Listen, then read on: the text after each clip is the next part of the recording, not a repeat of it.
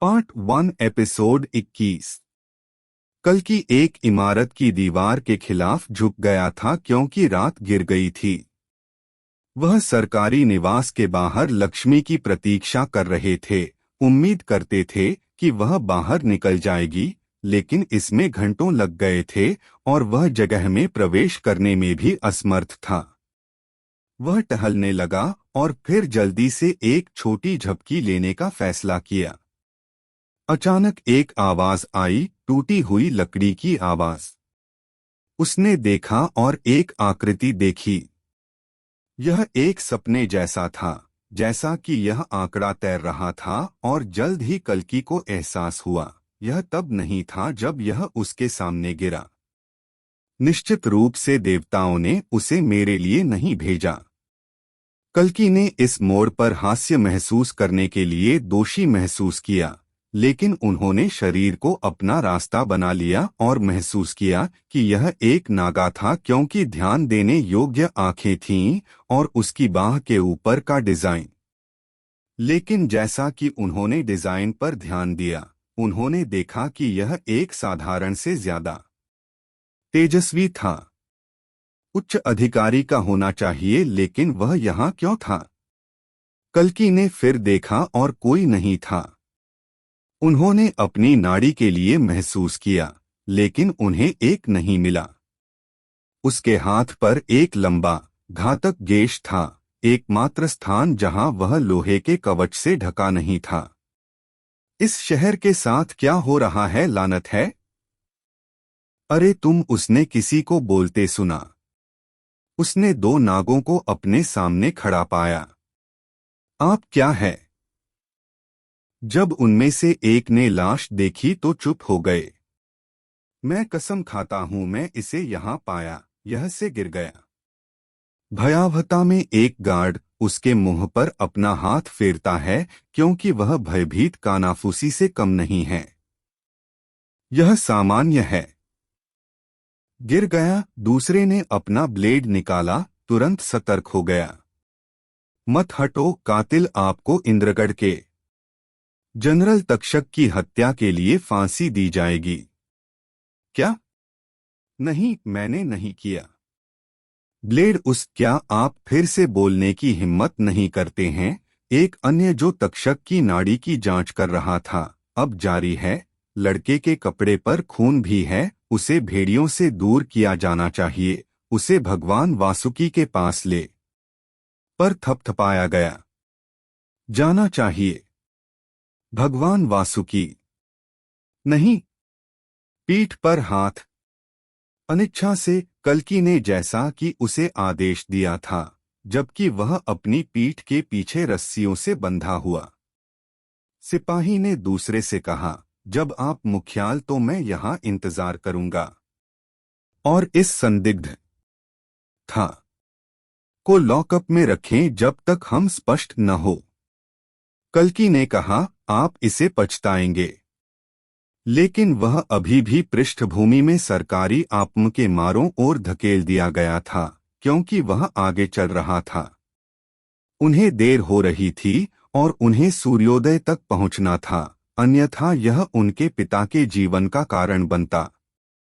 उन्होंने गहरी सांस ली और गार्ड से बात करने की कोशिश की, लेकिन कोई फायदा नहीं हुआ। तराशा हुआ चेहरा दिख रहा था। मुझे जाने की जरूरत है। मेरे दोस्त। आपका दोस्त एह? कल्कि के पास पर्याप्त था। वह रुक गया और उसकी मुट्ठी पकड़ ली और जितना बल चाहिए उतना ही उसने रस्सियों को अलग किया। गार्ड तुरंत सतर्क हो गया, लेकिन कल्कि ने अपने कंपकंपी वाले ब्लेड पर ध्यान नहीं दिया। कमजोर हाथों से पकड़ लिया। उसने उसे कॉलर से पकड़ लिया और उसे ऊपर खींच लिया। मैंने तुमसे कहा था, तुम एक बुरी गलती कर रहे थे, माफ करना। और एक झटके के साथ उसने गार्ड को 10 गज दूर धकेल दिया। कल्कि खाली गली में रथ पर सवार हो गया, जिसकी बागडोर लक्ष्मी ने संभाली थी। आपको एक वाहन मिला है। मेरी चाची ने मुझे दिया था। मुझे संदेह है कि उसने आपको हथियार भी दिए हैं। लक्ष्मी ने पीछे से इशारा किया। कल्कि ने अलंकृत पढ़े खींचे और तीर के साथ ढाल, तलवार, खंजर, भाला और धनुष के सभी प्रकार थे। तुमने उसे कैसे मना लिया? ओह, यह मेरी गुप्त शक्ति है, काठी। उसने मुझे शहर से बाहर निकलने का एक रास्ता भी बताया जो अब तक अच्छी तरह से संरक्षित नहीं है, इसलिए हम वहां से निकल सकते हैं। कल्कि उठ बैठी। मैं तैयार हूं। सब ठीक है। मैं यह भी जानना चाहता हूं कि क्या सब कुछ ठीक हो गया है, क्योंकि आपने खुद को बलिदान कर दिया है। उफ, क्या यह खून है? कल्कि ने नीचे देखा। उफ, हाँ। मुझे मत बताओ तुमने किसी की हत्या कर दी। अरे नहीं। फिर क्या हुआ? हमारे पास बहुत लंबी यात्रा है। कल्कि ने अपने माथे से पसीने के मोतियों को मिटा दिया। मुझे लगता है कि हम उस दौरान चर्चा कर सकते हैं। Part 1 episode 22। विष्णुनाथ थक चुके थे। उन्होंने महसूस नहीं किया कि उन्हें रात में भी काम करना होगा। वसा को काटना, लंगोटी का पता लगाना और फिर बचे हुए मांस को काटना होगा। विष्णुनाथ ने 2 सप्ताह के लिए कटाव की निविदाओं को छोड़ने की सिफारिश की थी, जिनमें से ज्यादातर नर्मता लाने के लिए बर्फ से ढके थे और कच्चेपन को खत्म कर दिया था, लेकिन केशव ने नहीं सुना। उसने बालों के साथ एक फांक होंठ रखा था जो उसकी खोपड़ी से उभरे हुए छोटे आकार के खजर जैसा था। वह अजीब तरह से बोलता था, और अगर कोई गलती से भी चकले या मुस्कान से बोलता तो उसे परिणाम भुगतना पड़ता। विष्णुनाथ ने खुद को इस उथल-पुथल से बचाने के लिए प्रशिक्षित किया था जब उन्होंने केशव को बताया कि वह जानते हैं कि गाय की देखभाल कैसे की जाती है, लेकिन केशव को बदले में अपने बेटे अर्जुन को छोड़ना पड़ा। हम केवल उनमें से एक की जरूरत है, केशव ने पिता और पुत्र को देखकर कहा था। विष्णुनाथ बयान से बहुत चिंतित थे और जब तक वे बाध्य हुए, केशव के लोग अर्जुन को मारने के लिए पहुंच गए, जिन्होंने उनके हमलों को चकमा दिया और भाग निकले। रात ढलने लगी थी और केशव ने अपने लोगों को अर्जुन को भूलते हुए परिसर छोड़ने का आदेश दिया। केशव ने यह सुनिश्चित किया कि आक्रमण का गवाह सभी को काट दिया गया था, जैसे कि गायों का विष्णुनाथ अब गुजर रहा था। और अब उन्हें उन लोगों की मदद करने के लिए मजबूर किया गया था जो केवल केशव जानते थे।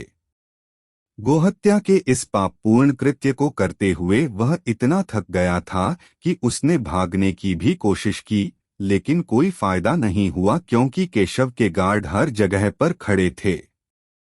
विष्णुनाथ ने सुना था कि म्लेच्छ लोग बच्चे नहीं हैं और यहाँ वे इसके विपरीत काम कर रहे हैं। विष्णुनाथ को इसके बारे में बहुत अच्छा नहीं लगा। गाय को किए गए प्रत्येक कट के साथ उसने अपनी आंखें बंद कर दी और देवी कामधेनु से क्षमा की प्रार्थना की, लेकिन उसे यह जीवित रहने के लिए और अपने बेटे के जीवित रहने के लिए करना पड़ा। यह भयानक था, वह जानता था। प्रत्येक कटौती के साथ विष्णुनाथ को अपने कपड़ों पर बहने वाले रक्त को रोकना पड़ा। सौभाग्य से केशव उसे अपने आप को कवर करने के लिए कपड़े का एक लंबा टुकड़ा देने के लिए पर्याप्त था।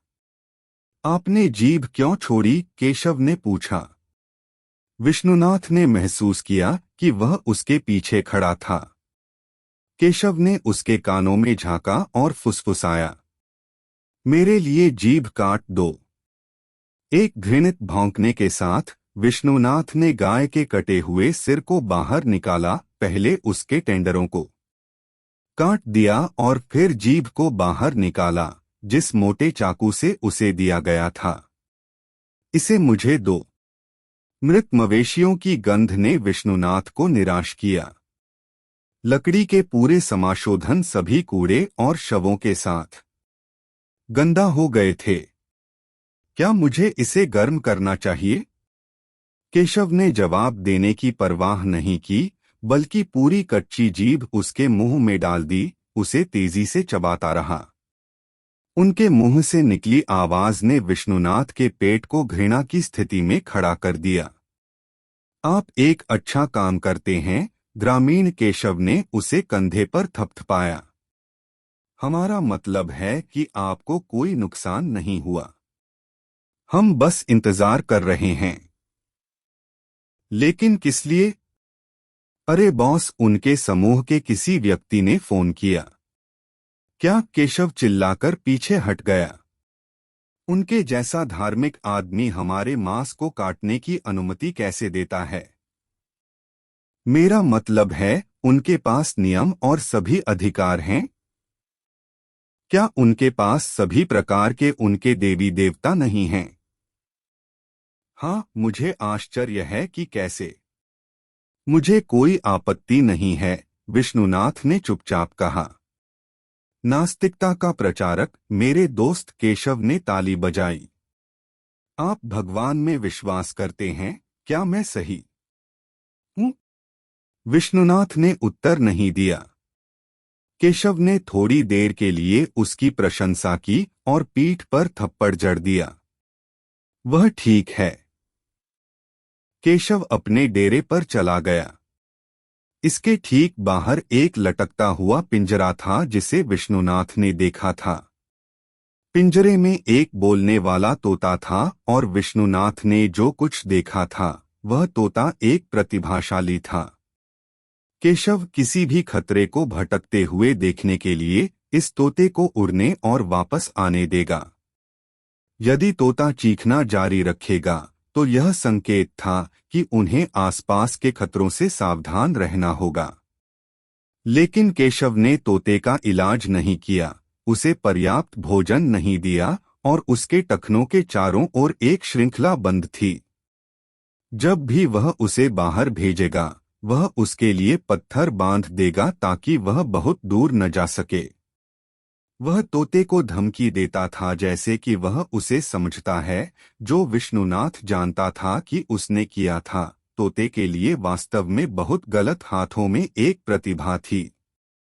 उसने तोते के बचे हुए जीवन को निचोड़ने की कोशिश की और केशव को अपनी हथेलियों से जोर से दबाना शुरू कर दिया, लेकिन यह उसके लिए कोई मायने नहीं रखता था। वह तमाम त्वरित छींटों से रक्त में सिर्फ उन्मत्त रूप से झांक रहा था। हाँ मेरा प्यार, यह करो, यह करो, मैं इसे महसूस करता हूँ। उसने जोर से निचोड़ा और तोता जोर से चिल्लाया और फिर केशव ने उसे अंदर गिरा दिया। तोते ने बेकाबू शोर मचाना शुरू कर दिया जब तक कि केशव ने चुटकी ली और पिंजरे को बंद कर दिया। हमारी आंखें, उन्होंने विष्णुनाथ को संकेत दिया, जो केशव को लगातार घूर रहे थे, जिसे उन्होंने देखा था। वज्र द्वारा, भगवान इंद्र, मुझे इस आतंक से बचाएं। सुंदर प्राणी। कौन जुआ खेलना चाहता है? वह अपने दोस्तों पर चिल्लाया। निश्चित रूप से उनके बीच कोई पदानुक्रम नहीं था, क्योंकि वे सभी एक समान माप पर एक दूसरे के लिए सम्मान और अनादर करते थे। यह केशव ही था जो सबसे ज्यादा पागल था। वह समूह का नेतृत्व करेंगे, बोलेंगे कि वह क्या खुश था, भले ही वह शारीरिक रूप से कम डराने वाला था। विष्णुनाथ शांति से पिंजरे में चले गए, जबकि म्लेच्छों की पीठ उनके पास थी। उसने पिंजरे के बगल में घुटने टेक दिए और तोते को पालतू बनाने की कोशिश की, लेकिन इसने एक बेकाबू शोर मचा दिया। शांत हो जाओ, मैं अच्छे लोगों में से एक हैं, उन्होंने कहा, लेकिन तोता नहीं रुका। ठीक है, मुझे एक नाश्ते के साथ मदद करने दो। खुशी की एक झलक थी क्योंकि उन्होंने अपना हाथ अपनी गंदी अंगुली जेब में डाला और रोटी का एक टुकड़ा निकाला। आप कुछ चाहते हैं, मेरे दोस्त? यहाँ उसने तोते को अपने हाथ से खिलाकर संकेत किया। तोता पीछे हट गया। ठीक है, मैं इसे यहीं छोड़ दूंगा, इसलिए मुझे उम्मीद है कि आपको तब खतरा महसूस नहीं होगा। उसने पिंजरे के अंदर ब्रेड को फेंक दिया क्योंकि तोते ने थोड़ी देर तक उसे देखा। बस इसे देखो, द्वारा। पक्षी डर लग रहा था, लगभग चौंक गया कि किसी ने उसे सहानुभूति की पेशकश की। और फिर उसने क्रेन की तरह अपनी गर्दन नीचे झुका ली और रोटी का टुकड़ा ले आया। अरे यहाँ तुम जाओ, मेरे दोस्त विष्णुनाथ चुपचाप ताली बजाते रहे। यह उसके लिए लगभग खुशी का क्षण था। तुम मिलनसार हो। तुम्हारा नाम क्या है? तोता रोटी को अपने बगल में रखकर और उसे चबाकर खाता रहा। जब यह खत्म हो गया तो पक्षी धीरे धीरे अपने छोटे पैरों के साथ पिंजरे के अंत तक चला गया और अपने सिर को बाहर धकेल दिया। तुम क्या चाहते हो? आप चाहते हैं कि मैं आपको थपथपाऊं? तोते के सिर पर टैप करते ही चुपचाप विष्णुनाथ ने खुद को चकमा दिया। फिर उसने हल्के पंखों को खरोंच दिया, यह महसूस करते हुए कि कोई चीज इतनी नरम और कोमल कैसे हो सकती है। तुम्हारा नाम क्या है दोस्त? चिड़िया कुछ नहीं बोली। इन भक्तों ने आपको एक नाम भी नहीं दिया होगा, वैसे आप काफी मिलनसार और खूबसूरत हैं। मैं तुम्हें क्यों नहीं बुलाता? शुको, पक्षी प्रशंसा में फड़फड़ाया। मेरा नाम विष्णुनाथ हरि है, लेकिन आप मुझे अपना मित्र विष्णु कह सकते हैं। हमारी रचना के संस्थापक भगवानों के नाम पर मुझे रखा गया था। भगवान विष्णु एक बहादुर योद्धा थे जो हमारे समाज धर्म के साधक के लिए आदेश लेकर आए। विष्णु विष्णु खुशी में जोर जोर से रोने लगी।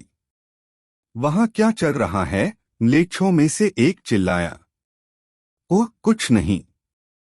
विष्णुनाथ उनके चरणों में आ गए और पिंजरे से दूर चले गए। आप बाद में रोटी का एक टुकड़ा देंगे। सभी ने अपने तथाकथित इन हाउस जुआ खेल खेलना शुरू कर दिया, जहां उन्होंने कंकड़ पत्थरों से घरों को चाक चौबंद कर दिया था और यह देखने के लिए पासा फेंका था कि किसके पास सबसे अधिक संख्या है, कपड़े के एक टुकड़े के चारों ओर जो उन पर बनाया गया था। विष्णुनाथ दूसरी ओर थे। जब वह इलाके की ओर आया, चट्टान के असमान स्लैब के करीब और उस पर झुक गया। उसके हाथों पर गाय के खून के छींटे और उसके पैरों के रूप में उसने महसूस किया कि एक सुखद विश्राम अंततः उसके ऊपर आ रहा था। मैं इस तरह यहाँ नहीं हो सकता। पिछली बार जब वह चरवाहों की भूमि में था तो एक नाम के अज्ञात गांव में था जिसे वह भूल गया था और वह अपने मवेशियों के साथ सूर्यगढ़ के अग्नि पीड़ित शहर से यात्रा कर रहा था। वह भाग गया था, लेकिन उसने महसूस किया कि वहां एक शिशु था जो आग की लपटों के बीच एक सफेद कंबल में डूबा हुआ था। धूल नहीं सुलझी थी और विष्णु को पता था कि उसे सद्भावना और व्यापार के बीच चयन करना है। और उसने शुरुआती काम किया, गायों को पीछे छोड़कर उस बच्चे को बचाने के बारे में जिसे वह नहीं जानता था। इसके अंत में जब आधे लोग गांव छोड़ चुके थे और बाकी आधे लोग आग का शिकार हो चुके थे, वह एक बच्चे के साथ था। उसके चारों ओर धुआं उगल रहा था और उसका चेहरा सभी राख और कालिख के साथ अंधेरा था। वह रोते हुए शिशु को गले लगाते हुए शेष पेड़ के करीब पहुंच गया था जब उसकी नजर उस अद्भुत आंखों पर पड़ी। तुम कौन हो? लेकिन यह उसके लिए कोई मायने नहीं रखता था। विष्णुनाथ को पता था कि उस पल उन्हें क्या करना है। उसे एक शिशु को एक शिशु या दूसरे परिवार में छोड़ने के लिए इसे घर ले जाना पड़ता था। शायद यह देवताओं का एक उपहार था और उन्हें इस अनमोल बच्चे को एक चुने हुए लाभार्थी के रूप में दिया गया था।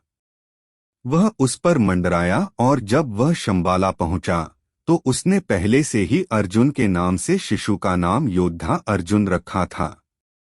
लेकिन अभी के लिए उसका मन फिर से वास्तविकता में लौट आया था, क्योंकि उस गांव में आग यहाँ की स्थिति की तुलना में कुछ भी नहीं थी। उन्होंने तोते को फिर से देखा कि केशव जैसे लोगों के बीच पक्षी कितने समय से यहाँ फंसा था। उसने चिड़िया को दाना डाला।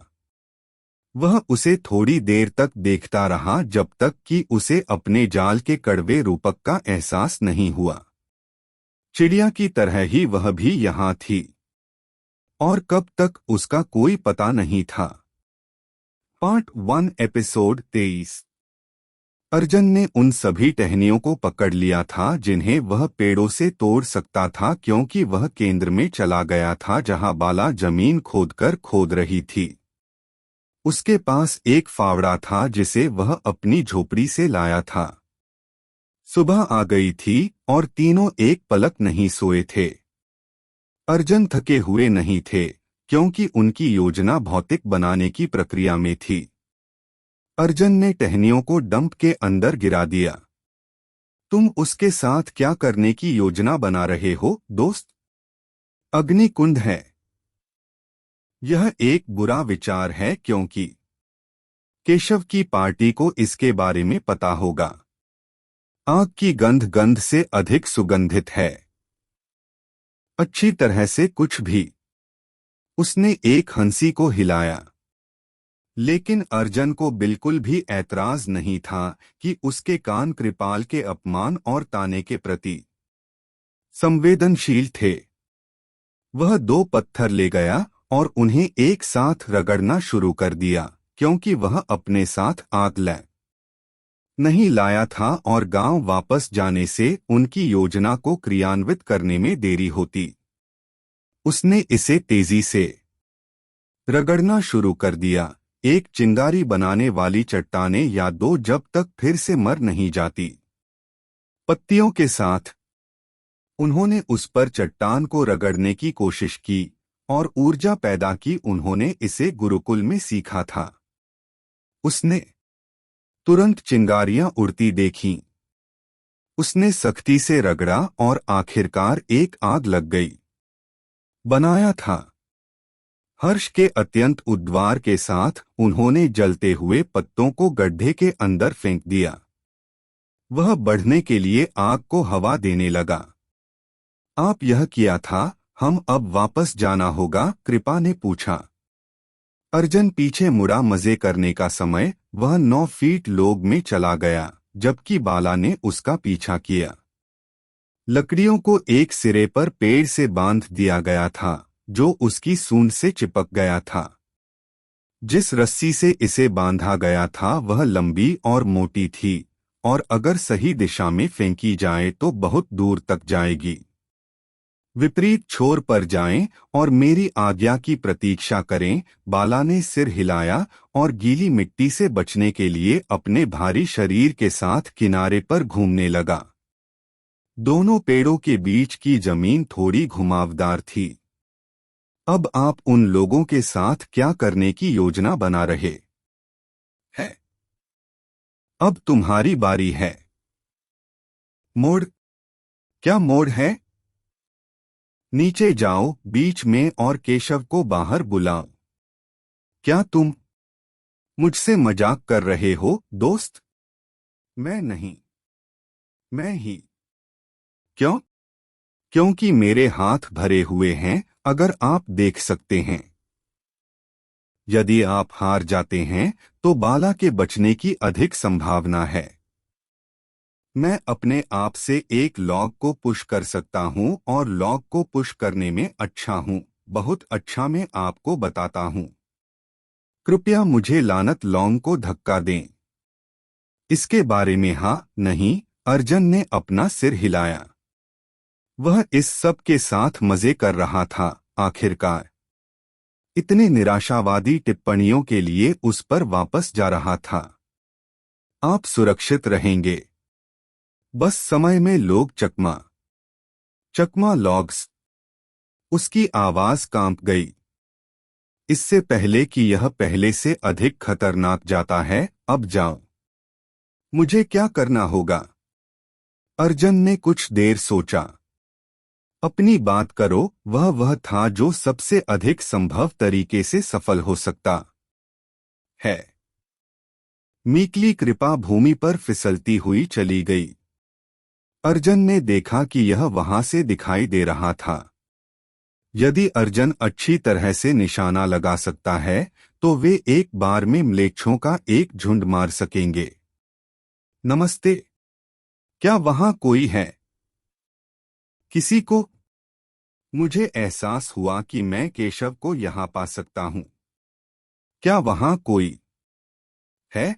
कृपा ने अपने सामान्य शराबी के साथ बुलाया। जैसे ही उन्होंने लॉग वापस खींचा, अंजन की मांसपेशियों को कसना शुरू हो गया। उन्होंने बाला को भी ऐसा करने का संकेत दिया। उन्होंने इसे दूर बढ़ाया था, किसी को उम्मीद थी आएगा, लेकिन किसी ने नहीं किया। कृपा ने अर्जुन को देखा, वह लगभग खुश था कि कोई भी उसके सामने नहीं आया। उसने सरका दिया। अर्जुन ने एक शश संकेत दिया और उसे शब्दशून्य प्रतीक्षा करने के लिए कहा। तभी जंगल धर्रा उठा।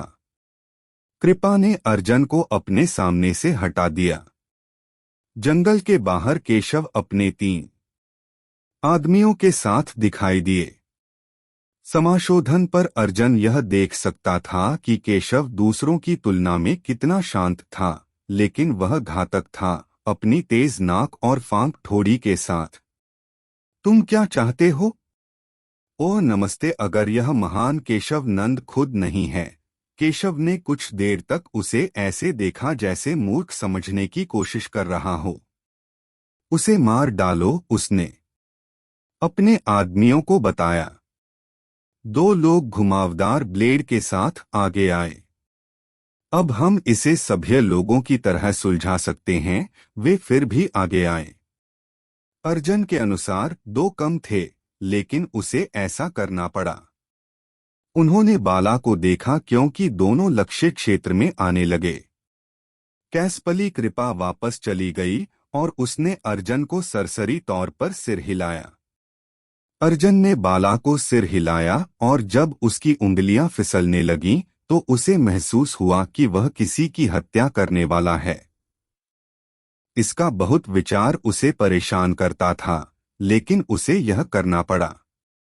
मुझे अपने पिता के लिए है। और वह तब था जब एक तेज दर्द उसकी बाह में गया। उसकी आंखें दर्द की जगह पर लगी हुई थीं और उसे अपनी बाह में एक तीर लगा हुआ दिखाई दे रहा था, जैसे कि वह जोर जोर से खून बहाने लगा हो। पीछे से उन्होंने 2 म्लेच्छों को प्रकट होते देखा। अर्जुन ने देखा कि बाला की अपनी पीठ में 2 तीर थे। नहीं, उन्होंने हमें पाया। धक्का दें। अपने दमदार प्रयास के साथ अर्जुन ने लॉग को क्षैतिज रूप से धक्का दिया, इस प्रक्रिया में रस्सी को कसने। दोनों पहरेदारों ने उस तरफ देखा जहां लॉग ने उन्हें बीच में ही निचोड़ लिया। उनकी हड्डियां टूट गई। अले ने अपने तीर को निकाला क्योंकि उसने म्लेच्छों को मुस्कुराते हुए देखा।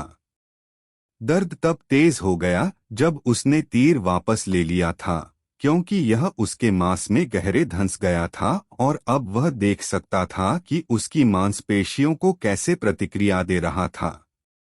उसके हाथ ने गश ढक दिया। उसने सोचा कि उसने 2 बहिष्कारों को मारकर जीता है, लेकिन वह गलत था। वे सिर्फ अर्जुन और बाला को विचलित करने के लिए चारा थे। वे अपने लोगों को बनाने के लिए तैयार हैं। फंसाना चाहे। वे कौन से राक्षस हैं? उनमें से एक ने कहा, यह आपके पिताजी से मिलने का समय है, बेटा, और वह चमकीला हो गया। Part 1 episode 24। कल की शंबाला पहुंचने वाली थी जब लक्ष्मी ने उसे चुपचाप एक सवाल पूछा जो उसके अस्थिर हो गया था। बाला हमारी मदद क्यों कर रहा है? आप यह क्या पूछते हैं? कल्कि दूर बादलों और लकड़ियों को देखता था जिन्हें वे छोड़ रहे थे, क्योंकि वे गांव के क्षेत्र में प्रवेश कर रहे थे। गलियों, खानों, गंदगी और बाजारों से धुएं और औद्योगिक कचरे के साथ शहर को अंधेरा कर दिया गया था, जो गलियों के सबसे पतले हिस्से पर कब्जा कर लिया था। उसने शाही किला देखा था, लेकिन यह शहर से बहुत दूर था। यह सिर्फ मुझे आश्चर्यचकित करता है कि एक सराय के रक्षक आपको क्या देते हैं। वह आपकी मदद करने की पेशकश क्यों करेगा? कल्कि ने कहा, मेरे पास कहने के लिए एक साफ सुथरी बात नहीं है। मैं लोगों को मुझ पर एहसान नहीं होने देता। मैं बदले में किसी भी एहसान के बिना उनकी मदद करना चाहता हूं। मुझे पता है, जिससे मुझे आश्चर्य होता है कि वह आपकी मदद क्यों करता है। लक्ष्मी ने कहा, मैं उसे कभी कभी सराय में मुफ्त में मदद करता हूं, जिस समय यह होता है जरूरी। लक्ष्मी ने अपने चेहरे का अध्ययन करते हुए कल्कि को देखा। उसका मुंह भौहों के साथ एक भ्रूभंग में विकसित हो गया था और उसकी ग्रे आंखें उसे घूर कर देख रही थीं। आप झूठ बोल रहे हैं, उसने कहा, अंत में एक मुस्कान के साथ समापन। यह बहुत स्पष्ट है। यदि आप मुझे बताना नहीं चाहते हैं, तो बस यह कहें कि आप मुझे बताना नहीं चाहते हैं, लेकिन यह केवल मुझे आश्चर्यचकित करता है कि आपने किस प्रकार का अपराध किया है। इसलिए मुझसे एक साधारण तथ्य को छिपाने के लिए, क्योंकि आप मुझे सब कुछ बताते हैं। कल्कि ने आहें भरी, उसकी छाती भारी लग रही थी। हम पहुंच गए। उन्होंने इस विषय को मोड़ दिया क्योंकि उन्होंने अपने डेयरी फार्म से दूर जंगल से धुआं फैलाते हुए एक विशाल प्लम देखा। कुछ जल रहा है शायद। हाँ, बाकी कहाँ है? कल्कि घूमता रहा, लेकिन गांव में कोई नहीं मिला। गधे और बैलगाड़ियां थीं। उन्होंने त्रिपाठी की कुटिया को पार करते हुए मित्रा के घर को छोड़ दिया। अंत में अपने घर पहुंची, जहां मां सुमती भी मौजूद नहीं थी। वे सब कहां चले गए? उसने लक्ष्मी से पूछा। वे सभी एक साथ कहां गए?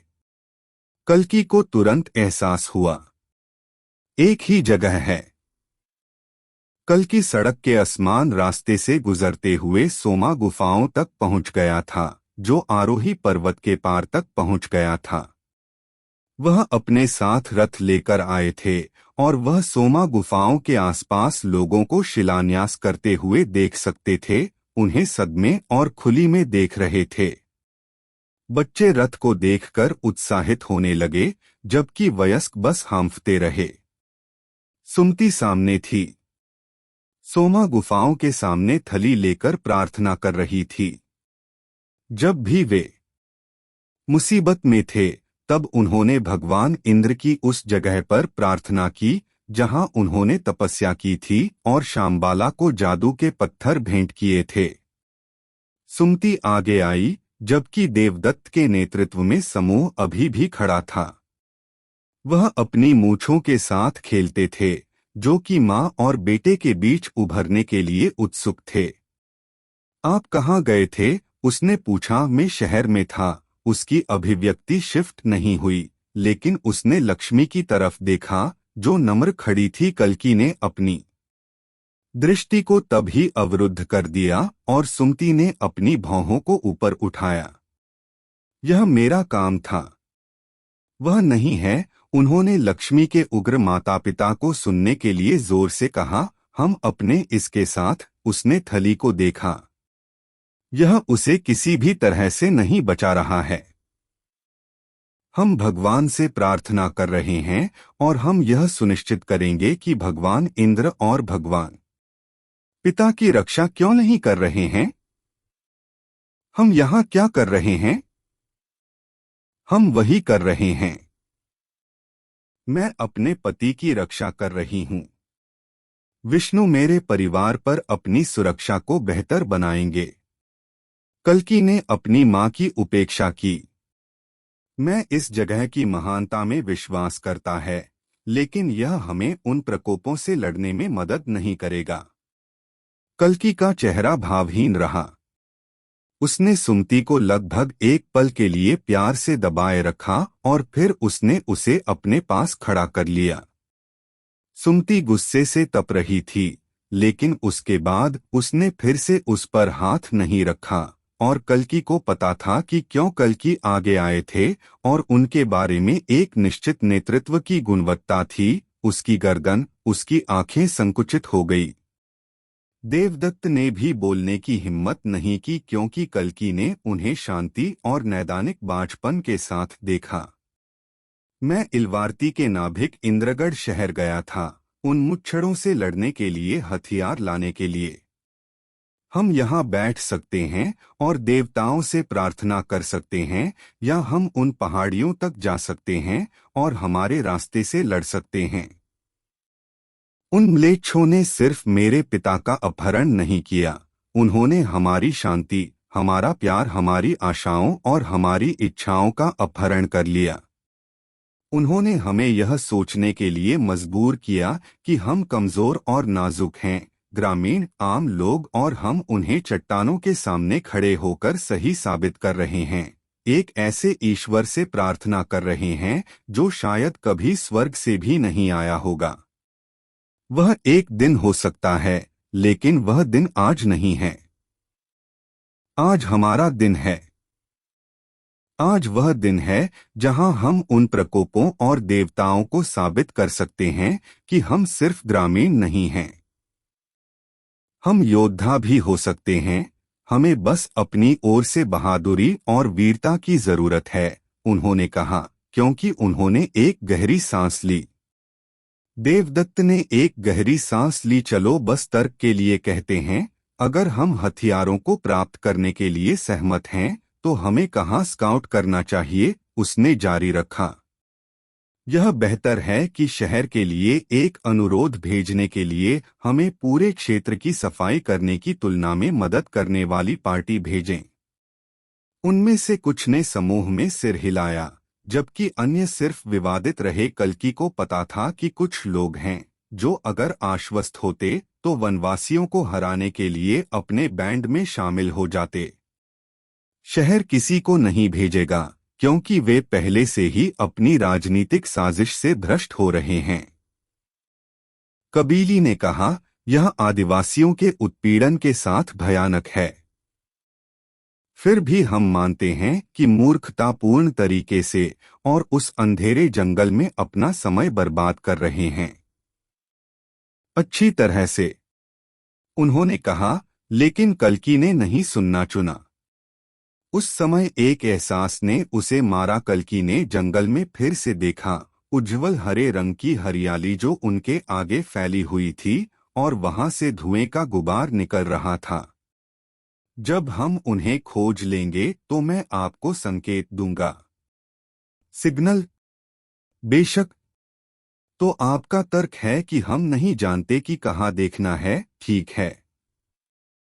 बिल्कुल, देवदत्त ने सिर हिलाया। अगर हम जानते हैं तो मैं व्यक्तिगत रूप से एक कुल्हाड़ी ले जाऊंगा और वहां जाऊंगा, मैं आपको बताता हूं। सरपंच या नहीं, मैं योद्धा बनूंगा, लेकिन दुर्भाग्य से हम नहीं जानते कि वे कहाँ हैं। कल्कि ने अपनी बाहों को पार किया, अपने मुस्कुराहट को छिपाने की कोशिश कर रही थी। ठीक है, अगर मैं कहता हूं कि मुझे पता है कि वे कहाँ हैं। देवदत्त का मुंह छोटा हो गया क्योंकि उसने अपने अंगरखा के तंग कॉलर को ढीला करने की कोशिश की। मुझे लगता है कि आपको वह कुल्हाड़ी मिलनी चाहिए जिसकी आप बात कर रहे थे। Part 1 episode 25। शाम ढल चुकी थी और विष्णुनाथ ने अपने बेटे अर्जन को घायल देखा और अपने साथियों के साथ पीपल के पेड़ के चारों ओर बंधे बंधे एक विशालकाय व्यक्ति और एक अन्य लंपट व्यक्ति, जिसका चेहरा पूरी तरह से बालों से ढका था। उसकी झुर्रियां थीं और वह काफी पुरानी थी। तभी उसे एहसास हुआ कि यह कौन है। एहसास उसे तब हुआ जब आदमी ने उसे गौर से देखा। विष्णुनाथ और बूढ़े व्यक्ति के बीच एक स्पष्ट लेकिन शब्दविहीन समझ थी। यह मेरे बेटे के साथ क्यों है? लेकिन विष्णुनाथ ने उस सवाल पर ज्यादा देर तक विचार नहीं किया। जब केशव ने उसे पार किया और अपने दोस्तों के साथ पेड़ के चारों ओर चक्कर लगाते हुए आगे आए। केशव नहीं बोले, लेकिन उनके एक आदमी ने किया। आप इस तरह से रोकते हैं जैसे कि यह आपकी अपनी भूमि थी। आपने हमारे 2 आदमियों को मार डाला और उसके लिए आपकी सजा मौत है। विष्णुनाथ के पैर कमजोर हो गए। वह अपने बेटे की मौत के बारे में सोचकर खुद को मोहित महसूस करता था। अर्जुन के विपरीत कार्मिक हमेशा से अधिक साहसी और मजबूत था, जिसने कठोर सोच के बाद ही कदम उठाया। क्या उसके सही दिमाग ने उसे यहाँ 2 और जीवन जीने को मजबूर कर दिया? क्या मैं उससे बोल सकता हूँ, कृपया मेरे प्रभु, क्या मैं उससे बात कर सकता हूँ? केशव ने टटोला। मेरे एक बार पिता थे, काश वह मुझसे इतना प्यार करता। जाओ। विष्णुनाथ अपने पैरों से लड़खड़ाए और पेड़ के पास पहुंचकर गले मिले। अर्जुन फुसफुसाया, क्या तुम ठीक हो? चोट तो नहीं लगी? तुम्हारे ऊपर खून है। अर्जुन कसकर, मैं ठीक हूं बेटा, आपको ऐसा करने की जरूरत नहीं थी। अगर मेरे पास नहीं होता, मैं खुद को कभी माफ नहीं करता। विष्णुनाथ ने अर्जुन के गाल पर अपने हाथ रखे। तुम मूर्ख हो, तुम समझते हो तुम मूर्ख हो। और फिर उसने उसे फिर से गले लगाया। मैंने हमेशा तुम्हारा असली बेटा बनने की कोशिश की, लेकिन मैं असफल रहा। मैं पकड़ा गया। विष्णुनाथ ने उसे वापस खींच लिया और उसके साथ आंखें बंद कर लीं। ऐसा मत कहो, क्या आप ऐसा कहने का साहस नहीं करते हैं? आपको पता नहीं है कि मैं आपके लिए क्या महसूस करता हूँ। यह हमेशा वहां रहा है, भले ही आप और माँ कहती रहे कि मैं अधिक भरोसेमंद बेटा था। लेकिन मैं देख सकता था कि आप मुझे खुश करने की कोशिश कर रहे हैं, इसलिए मैं भूल सकता हूँ कि मुझे अपनाया गया था। मैं तुम्हारे लिए एक अजनबी के अलावा कुछ भी नहीं था। मैं एक कमजोर था, एक खलिहान में पाया गया, एक शिशु जिसका कोई माता पिता नहीं था। विष्णुनाथ ने उसे यह सब बताते हुए अफसोस जताया। वह यह सब कहने के लिए अर्जुन से नफरत करता था, लेकिन वह उसे सच बताने के लिए खुद से ज्यादा नफरत करता था। उसके पास नहीं होना चाहिए। वह इसे अंदर ही रख सकता था, यह सब एक साथ रखता था, लेकिन उसे इसे खत्म करना था, सिर्फ ईमानदारी के लिए, अपने लानत पेनकांत के लिए। विष्णुनाथ समझ गए थे कि सच बोलने की तुलना में झूठ बोलना कहीं बेहतर होगा। उसने अपने टूटे बेटे को देखा। उसके हाथ से खून बह रहा था, लेकिन वह हिचकिचा रहा था। वह निराश था। और जब विष्णुनाथ ने अर्जुन से कहा, तुम मेरे लिए एक बेटे की तुलना में अधिक पुत्र हो सकते हो, जिसकी कभी कोई कामना नहीं कर सकता, केशव के आदमियों ने उस क्षण उसे पकड़ लिया और उसे पीछे खींच लिया। विष्णुनाथ ने केशव को अपने हाथों और पैरों को एक जगह से हटते हुए महसूस किया, लगभग टूटने की कगार पर, जैसे कि वे अपना असर खो चुके हों। उसने केशव के पैर कसकर पकड़ लिए और भीख मांगने लगा। उसकी आंखों से आंसू छलक रहे थे। केशव ने कुछ देर के लिए विष्णुनाथ की ओर देखा। उनकी आंखों में भ्रम की स्थिति थी। विष्णु ने क्षमा के कुछ चिन्ह की खोज की, लेकिन कोई नहीं देखा गया। मुझे छोड़ दो, उसने विष्णुनाथ को चेहरे पर लात मारी, क्योंकि वह दूसरी तरफ लुढ़क गया। मैंने आपकी इच्छा को मान लिया है। अब अपने बेटे को पीड़ित देखें। अर्जुन चिल्लाया, आपको लगता है कि आप बच सकते हैं। तुम्हें कुछ पता नहीं है, केशव के एक आदमी ने पूछा। तुम किस बारे में बात कर रहे हो? कौन आ रहा है? आपकी मृत्यु मेरे हाथों से होगी। हमारी मौत, केशव का लहजा गर्मा गया। हमारी मौत हमारे हाथों में है। उसने अपनी हथेलियों को फैलाया। मुझे विश्वास नहीं होता। केशव ने अपनी आंखें सिकोड़ लीं। उसने एक खंजर निकाला और अर्जुन के करीब चला गया। केशव को देखते हुए अर्जुन बस खून से सनी आंखों के साथ वहां खड़ा था। विष्णुनाथ ने प्रार्थना की, कृपया नहीं, कृपया कुछ न कहें। आपको पता नहीं है कि वह क्या करने में सक्षम है। इस पर भरोसा करो। केशव ने अपने खंजर का इस्तेमाल किया और धीरे धीरे निशान को तराशने लगा। अर्जुन की त्वचा का रंग, उसका मुंह दर्द के मूक चीख के रूप में सामने आया क्योंकि ब्लेड धीरे धीरे उसके चेहरे से टकरा रहा था। उसकी आंखों के ठीक नीचे, उसकी नाक को पार करते हुए, उसके दूसरे गाल के पास, उसका चेहरा अपने ही खून में भीग गया। विष्णुनाथ चिल्लाया, उसके हाथ और उसके पैर फर्श पर जमे हुए हैं। केशव ने मुस्कुराते हुए कहा, मुझे कुछ याद है।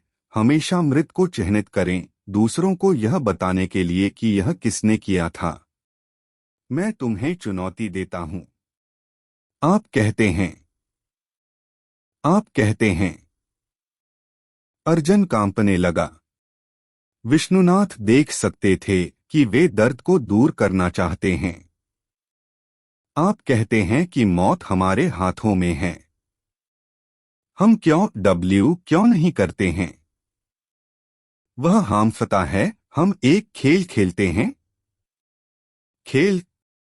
मैंने देखा कि आप पचीसी खेल रहे थे। उसने जुए के क्षेत्र को संकेत दिया। अगर तुम जीत गए तो तुम हमें मार डालो। अगर तुम हार गए तो तुम हमें छोड़ दो। आप एक ऐसे व्यक्ति हैं जो आपके सही रहेगा। एह, आप अपने दोस्तों को नहीं चाहते। उसकी आवाज तेज हो गई, यह जानने के लिए कि आप अपने तेज शब्द के आदमी नहीं हैं, क्योंकि वे आपके शब्द में बहुत विश्वास करते हैं। यह एक दया होगी। केशव ने अपने आदमियों को देखा। एक पल के लिए उनकी आंखों में अनिश्चितता की झड़ी लग गई। ठीक है, केशव ने सिर हिलाया। वे नियम बदलते हैं। अगर मैं जीत जाता हूं तो मैं आपके पिता को पहले मार डालूंगा। उन्होंने विष्णुनाथ को इशारा किया। आपके सामने उन्हें तड़पाओ और प्रताड़ित करो ताकि तुम देख सको कि तुम्हारा नुकसान हुआ है। ठीक है। विष्णुनाथ को पता था कि अर्जुन के हाथों में अब उसके पिता का जीवन है। सब ठीक है, अर्जुन ने सिर हिलाया। Part 1 episode 26। एक समस्या थी। वह पचीसी खेलना नहीं जानता था। गुरुकुल में अपने वर्षों के दौरान दूर से देखे गए एक खेल के लिए अर्जुन ने आत्मविश्वास और अनाड़ी रूप से सहमति व्यक्त की थी। अन्य छात्र एक कपड़े के चारों ओर बैठते थे, जिस पर आगे बढ़ने के लिए उनके छिद्रे या टुकड़ों को स्थानांतरित करने के लिए कई वर्ग और कौड़ी होते थे। टुकड़े 2 रंगों के थे। उन्हें इसमें कोई दिलचस्पी नहीं थी क्योंकि वह ज्यादातर प्राचीन शास्त्रों और किताबों के माध्यम से अफवाह उड़ा रहे थे, ब्रेकिंग के बाद के तरीकों के बारे में सीख रहे थे और समय के साथ जीवन कैसे विकसित हुआ था। अर्जुन ने उत्सुकता से एक ही कपड़े को देखा और पहचान लिया कि इसमें कोई जुआ शामिल होगा। अब वह कामना करता है कि वह इसे पर्याप्त रूप से सीखे। वह पागल केशव के सामने बैठ गया, जबकि उसके पिता का जीवन दांव पर था। कल्कि का स्वर्ग कहाँ है? मैंने उसे संकेत दिया। उन्हें समय के लिए स्टाल करना पड़ा। विष्णुनाथ को अर्जुन से अलग रखा गया था। बाला और कृपा अभी भी पेड़ से बंधे हुए थे। उनके चेहरे पर उनके आसपास के माहौल को मजबूती से अंकित किया गया था। खून बहने से रोकने के लिए अर्जुन के चेहरे पर कपड़ा था। गुरुकुल में घोड़े की सवारी करने के लिए जब वह प्रशिक्षण ले रहा था तो उसे एक गिरावट से भी ज्यादा चोट लगी थी। उसने अपने पैर में मोच आ गई थी और सभी रोए थे। पैदल चलने वालों के लिए वापस रास्ता। अभी यह बदतर था और आंसू उसकी आंखों को जला रहे थे। वह जानता था कि उसे दर्द सहन करना होगा। कुआ केशव की संगमरमर की आंखें चमक उठीं। क्या हम? अर्जुन ने सिर हिलाया। टुकड़े बीच में रखे गए थे और दो रंगों के थे। एक अर्जुन के लिए था लाल, केशव के लिए दूसरा काला। बीच में एक गोल गोलाकार डिजाइन था। केशव का पूरा गिरोह अब खेल के इर्द गिर्द घूमता था, सिवाय उन कुछ को छोड़कर जो कैदियों की रखवाली के लिए खड़े थे। उसे मारो मालिक, उसे मारो। उन सभी ने उसे जाना। अर्जुन को चमकीले रंग की कौड़ी दी गई। तुम पहले जाओ, उसे देखना था कि वह कैसे खेलेगा। ठीक है। केशव ने गायों को वापस ले लिया और उसे अपने हाथ में लेना शुरू कर दिया। उन्होंने इस प्रक्रिया में अपनी ठुड्डी को खरोंचते हुए उन्हें धीरे से जमीन पर पटक दिया। वहां दो गाय थे जिनका सामना करना पड़ा जबकि अन्य नीचे थे।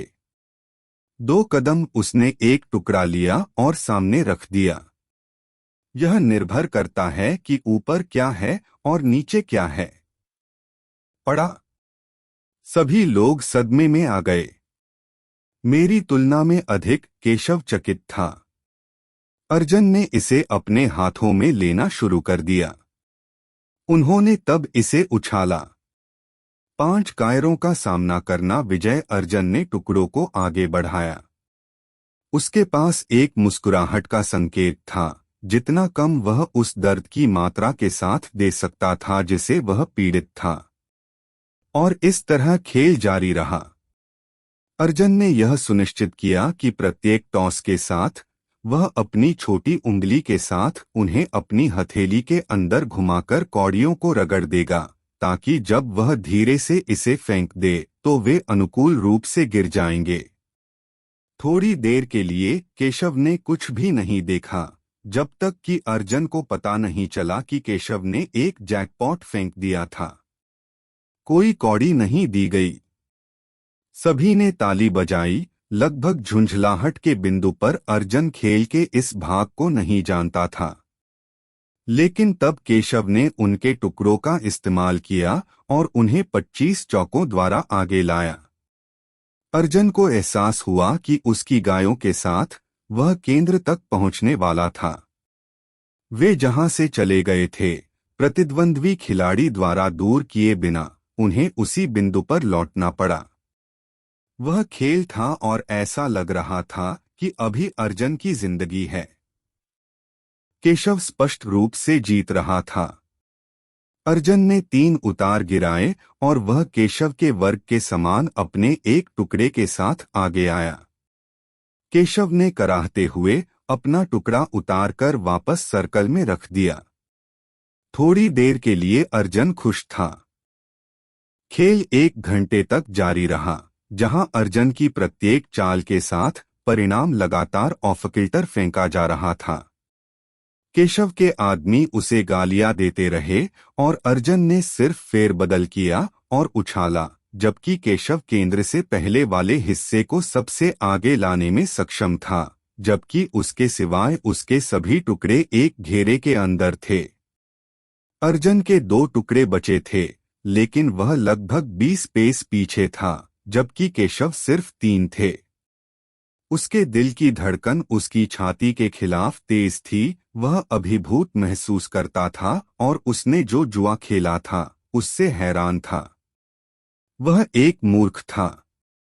नहीं। और वह तब था जब उसने सुना। यह एक खांसी की तेज डरावनी आवाज थी। उन्होंने कृपा को लगातार खांसते देखा। मैं क्षमा प्रार्थी हूं। हर कोई पुराने शराबी पर फिदा हो गया। केशव के खांसने पर केशव ने फिर से हाथ फेरना शुरू किया। चुप रहो, केशव चिल्लाया। मैं ध्यान केंद्रित करने की कोशिश कर रहा हूं, उन्होंने जलन के साथ कहा। और वह तब है जब उसने अर्जुन को मारा। उसने अपनी एक आंख से देखा, जबकि दूसरा एक कपड़े से मुड़ा हुआ था, कसकर उसके सिर के चारों ओर बुना हुआ था। उन्होंने कृपा को देखा और महसूस किया कि वे इतने पुराने शराबी नहीं थे। आखिरकार वह खेल को जानता था। जब आप फेरबदल करते हैं, जब आप विचलित करने की कोशिश करते हैं। इसीलिए जब भी अर्जुन ने फेरबदल करने की कोशिश की, केशव के लोगों ने उसे मौखिक रूप से जपना, बात करना और परेशान करना शुरू कर दिया, ताकि वह कौड़ियों पर ध्यान केंद्रित न कर सके और उन्हें सही तरीके से फेंक सके। अर्जुन ने कृपा को एक छोटा सा संकेत दिया। केशव जोर जोर से चिल्ला रहा था। उसकी आंखें पागल रूप से खेल देख रही थीं, क्योंकि वह पचीसी के खेल को फेंकने और जीतने की योजना बना रहा था, और जैसे ही वह टॉस करने वाला था, अर्जुन ने छींक दिया। यह एक दूसरे विभाजन की बात थी, लेकिन इसने सभी अंतर बना दिया। परिणाम 2 काउरी के साथ आया, जबकि बाकी नीचे थे। दरोगा, अर्जुन ने मुस्कुराते हुए कहा। केशव गुस्से में 2 कदम आगे बढ़ गए। अर्जुन कौड़ियों के भाव दिया गया। उसे 25 पेस आगे बढ़ाने थे, जिसका मतलब था कि सभी कौड़ियों को ऊपर उठाने की जरूरत है। उसने भगवान विष्णु से प्रार्थना की कि वह उसकी पकड़ ढीली करने लगे और कौड़ियों को उछालें। वह मालिक क्या है, म्लेच्छों में से एक बोला। ऊपर आसमान में कैनोपी की पेशकश के छोटे दृश्य के ऊपर नीले आसमान को घेरे हुए धुआं दिखाई दे रहा था। आग, धुआं अन्य भयभीत था। यह एक जाल है, केशव ने अर्जुन पर नजर डाली। अर्जुन ने अपने दिल में एक भयानक शून्य महसूस किया। अत्यधिक भय के साथ उनका शरीर एकदम ठंडा हो गया था। उनके पैर की नसें टेढ़ी हो गई थीं, उनकी त्वचा सफेद हो रही थी। कल्कि के स्वर्ग में तुम कहाँ हो? मार डालो, केशव ने कहा। उनके सभी लोगों ने अपनी तलवारें बाहर फेंक दीं। मृतक अर्जुन के खिलाफ ब्लेड से टकराने की आवाज। और पिता के साथ शुरू करो, उन्होंने कहा। हम इसके बाद छोड़ देते हैं। अभी सभी ने सिर हिलाया। पेड़ के करीब गार्ड विष्णुनाथ आए, जो शाखा के खिलाफ कार्रवाई की गई थी। ब्लेड आगे आया। अर्जुन तड़कता रहा।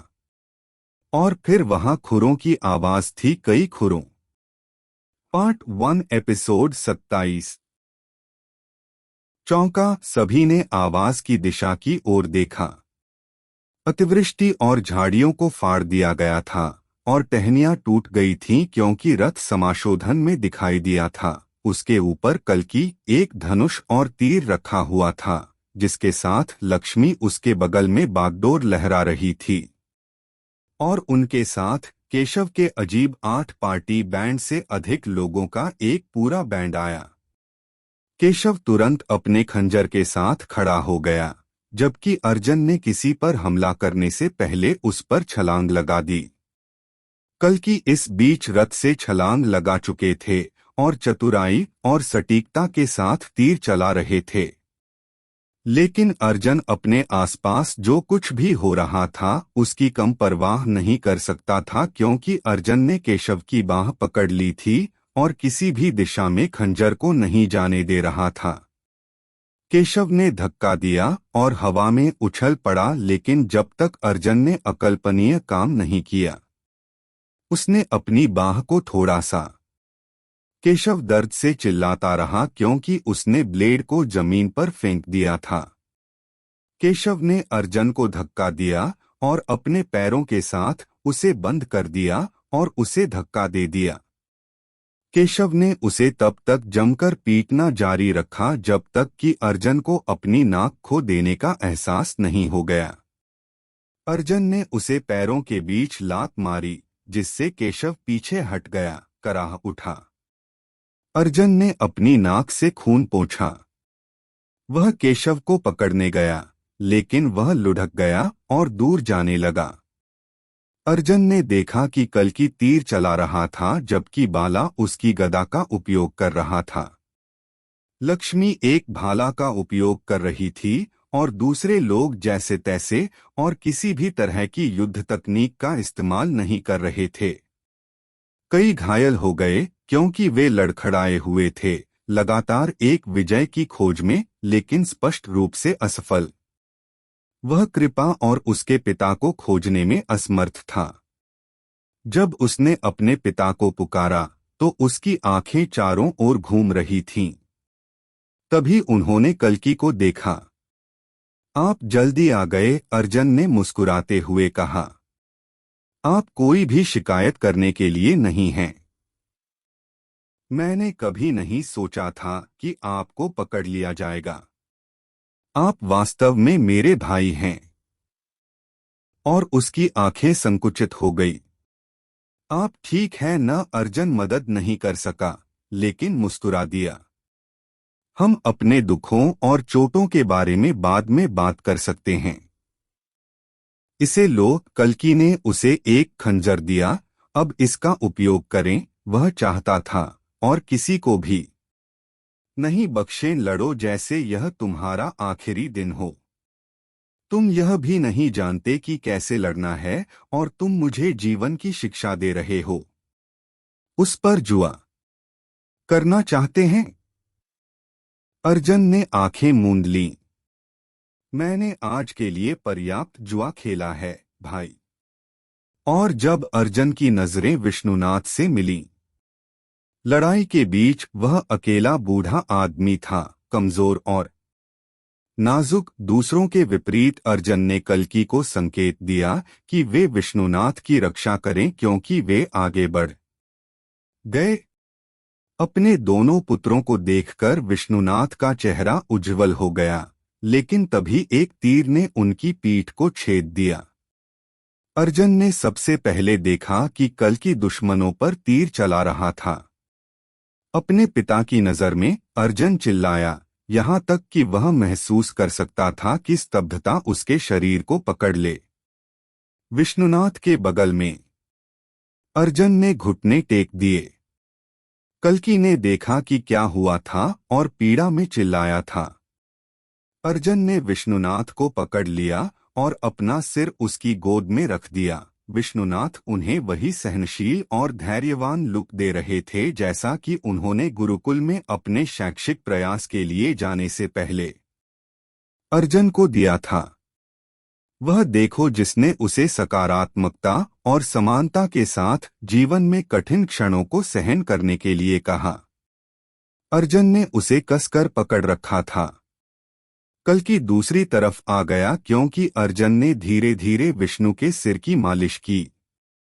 कल्कि ने तुरंत तीर निकाला। आप दो इस दुनिया के लिए सबसे बड़े उपहार हैं, उन्होंने कहा। अर्जुन, तुम मत भूलना, हरि परिवार का हिस्सा है, किसी और का नहीं। अर्जुन ने बीड़ा उठाया और कल्कि। हाँ पिताजी, कल्कि ने अपना सिर नीचे कर लिया। विष्णुनाथ का हाथ दूसरी ओर चला गया और इसने कृपा के संकेत दिए, जो हिंसा के दृश्य से दूर बैठा था। उसके बारे में क्या? कल्कि ने पूछा। कृपा? अर्जुन ने पूछताछ की। विष्णुनाथ ने सिर हिलाया। कृपा, कृपा, चा? अर्जुन ने देखा और उस समय कृपा ने उनके और कल्कि के साथ संपर्क का एक अलग रूप साझा किया। और वह तब था जब वजन में अचानक बदलाव आया था और विष्णुनाथ की आंखों में चमक आ गई थी। अर्जुन ने अपने मृत पिता की छाती के खिलाफ अपना सिर खोदा, जबकि कल्कि ने उसे कंधे पर थपथपाया। अर्जुन ने उसकी ओर देखा। मैं विश्वास नहीं कर सकता, मैं नहीं कर सकता, मैं नहीं कर सकता। वह करने वाला नहीं था, वह मरने वाला नहीं था। एक और तीर था जो वास्तव में अर्जुन के करीब था जब कल्कि ने उसे पकड़ा था। अर्जुन की आंखें चौड़ी हो गई। कल्कि ने जो किया था उससे चौंक गई। कल्कि ने तीर चलाया और यह दो में टूट गया। कल्कि उठ खड़ा हुआ क्योंकि उसने आगे चलना शुरू किया, सीधे खतरे की ओर बढ़ रहा था क्योंकि म्लेच्छ ने एक और तीर चलाया। अर्जुन ने तीर को कल्कि की त्वचा को छेदते देखा, लेकिन अर्जुन के विपरीत कल्कि चिल्ला नहीं पाई। वह दर्द से बिलबिला उठा। एक और तीर था और दूसरा तब तक जब तक कल्कि की छाती से 5 तीर चिपके हुए थे। उसके कपड़े फाड़ दिए। कल्कि ने बाणों को तोड़ा, उन्हें खींचकर निकाला क्योंकि उन्होंने गले से म्लेच्छ को पकड़ लिया। अर्जुन मंत्रमुग्ध होकर देखता रहा जबकि विष्णुनाथ उसकी गोद में रहे। कल्कि ने कमजोर म्लेच्छ को गले से पकड़ लिया और उसे आसानी से खींच लिया। अपने सामने शक्ति के इस विराट प्रदर्शन को देखकर अर्जुन को अपनी आंखों पर विश्वास नहीं हो रहा था। कल्कि ने गर्दन को तब तक निचोड़ना जारी रखा जब तक कि वह तड़क न जाए। अर्जुन दूर हो गया, हालांकि वह शरीर के पतन को सुन सकता था।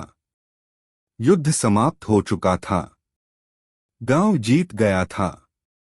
लेकिन कल्कि और वे हार गए थे।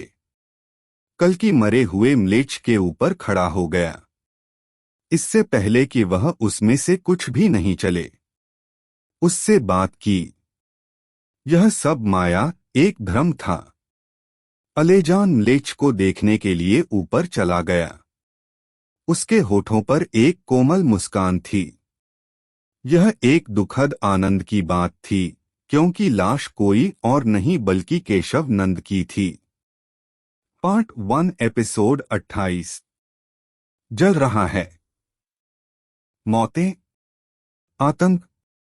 एक लड़का किताबों और जले हुए अवशेषों के ढेर के माध्यम से अफवाह फैलाने में कामयाब रहा क्योंकि उसने देखा कि लोगों ने आग की लपटों के कारण दम तोड़ दिया। वह अपनी राह बनाने में कामयाब रहा। उम्मीद है कि वह अपनी बहन को पा सकेगा।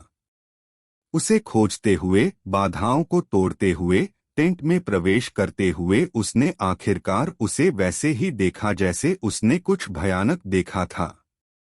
वह आदमी जो इसके लिए जिम्मेदार था। वह आदमी जिसने यह सब किया था। यह सिर्फ एक झलक थी, लेकिन उसे अपना चेहरा हमेशा याद रहेगा। वह उनमें से अधिकांश की तुलना में लंबा लंबा था और उसके पास एक निशान था जो उसके माथे पर भाग गया था। यह इतना गहरा और इतना भयानक था कि इससे मवाद और खून रिस रहा था। लड़का दूसरों को सुनते हुए अपने हाथ में शिशु को पकड़ने में कामयाब रहा। वहां दूसरों थे। उसके भाई बहनों से रोना आ रहा था। काली जाग गई। वह अपने फ्रेम के हर इंच को महसूस कर सकता था। उसने धीरे से उसके सिर को छुआ और महसूस किया कि वह एक उच्च तापमान चला रहा था। और उसी क्षण द्वार खुल गया। शायद यह उसका रोना था, लेकिन इसने इरुक्ति को भयावह रूप से प्रवेश करने के लिए प्रेरित किया था। वह चिंता में उसके बगल में घुटने टेक दिया। मैं उन्हें नहीं बचा सका। मैं अपने भाइयों को नहीं बचा सका। हमारी बहनों को। यह सब ठीक है, यह सब ठीक है। दुरुक्ति ने उसे थपथपाना शुरू कर दिया, अपने क्लैमी माथे को साफ किया और अपने बालों को शांत करने के लिए अपनी उंगलियों को चलाया। कोको, विकोको। 2 जनरलों ने तुरंत प्रवेश किया। मुझे इस पल में ठंडा पानी पिलाओ और मुझे भी हिलाओ। उन्होंने सिर हिलाया और बाहर निकल आए। तुम ठीक हो जाओगे भाई, वह सिर पर उसे चूमा। तुम ठीक हो जाओगे। आपको बस कुछ चाहिए। मेरी असफलता के पाप वे मुझे पकड़ रहे हैं। वे मुझे मारने जा रहे हैं। वह हंसा। उसके श्वेत बच्चे बढ़ते जा रहे थे, जबकि उसकी आत्मा को ऐसा लगने लगा जैसे वह उसके मांस से अलग हो रहा हो। नहीं, कोई तुम्हें नहीं मारेगा। कोई भी मेरे भाई को नहीं मारेगा। मैं तुमसे वादा करता हूँ। उसने उसे यथासंभव कसकर गले लगाया। उसका सिर उसकी छाती के खिलाफ। तुम ठीक हो जाओगे। काली अब बिस्तर के खिलाफ झुक रही थी। एक नम कपड़े, पानी से सराबोर, उसके सिर के चारों ओर रखा गया था, जबकि दुरुक्ति ने अपने हाथों पर रखा था। पसीना सूख गया था और वह बेहतर महसूस कर रहा था, लेकिन उसकी छाती में पिछली बार की तुलना में अधिक चोट लगी। शमन छोड़ चुके थे और कोको और विकासो अलग अलग खड़े थे, चिंतित थे। उन्हें हमेशा एक साथ देखना एक खुशी की बात थी, क्योंकि वे दोनों इतने मिलते जुलते और दूर के दिखते थे। विकासो ने अपने गोरा चाल चोटी में बांधे हुए थे, जबकि कोको के बाल छोटे थे, लेकिन दोनों के पास एक ही बिल्ड था जो एक दूसरे की तारीफ करते थे। जब वह उनसे पहली बार मिले थे, तब काली युवा थीं, लेकिन वे छोटी थीं। हम सब एक साथ बड़े हुए हैं। दुरुक्ति ने उन्हें खारिज कर दिया। क्या तुम ठीक हो? काली ने सिर हिलाया। उसने झूठ बोला, क्योंकि उसकी छाती भारी लग रही थी। चिंता मत करो, मैं ठीक हो जाऊंगा। आपने अपने हिस्टीरिया में कुछ कहा है क्या? एक आदमी को एक निशान के साथ देखने के बारे में उसने कहा। काली ने अपनी आंखें सिकोड़ लीं। उसे याद नहीं था। क्या मैंने? आपने हमारे भाई बहनों को पीछे छोड़ने की बात की है। मुझे हमेशा ऐसा लगता है जब मुझे डर लगता है। काली ने अपने दांत गड़ा दिए। वह भय की स्थिति में था, जिस पर उसका कोई नियंत्रण नहीं था। आप जानते हैं कि फिर क्या हुआ? आपकी गलती नहीं थी। लेकिन मुझे पता होना चाहिए। काली उससे दूर दिख रही थी। कम से कम आपने मेरी रक्षा की। हाँ। काली निराश नहीं थी। वह खुश था कि वह ऐसा करने में सक्षम था।